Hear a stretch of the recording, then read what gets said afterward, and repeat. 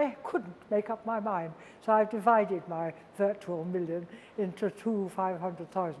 And the first thing I want to do is for something like perhaps the Open University to set up a distance learning course for the training of nurses and also people who are caring for people with dementia at home. Because when people with dementia have to go into hospital, say if they've had a fall or fracture or something, or many of the nurses just don't have any idea either that they are in this condition with this illness or how to deal with it if they did know. And so I think it ought to be an extra qualification that any nurse in any hospital could get. They'd have to pay to go on the course, but not very much, and that extra qualification could affect our salary. So it would be setting up the distance learning place, and then it ought to pay for itself. But I think it's terribly urgent.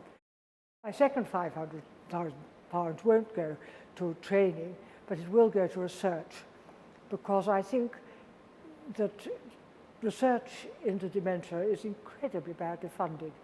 And I read somewhere that for every £100 that the Alzheimer's Society gets, a quarter of a penny of that is spent on research, which is a shocking statistic.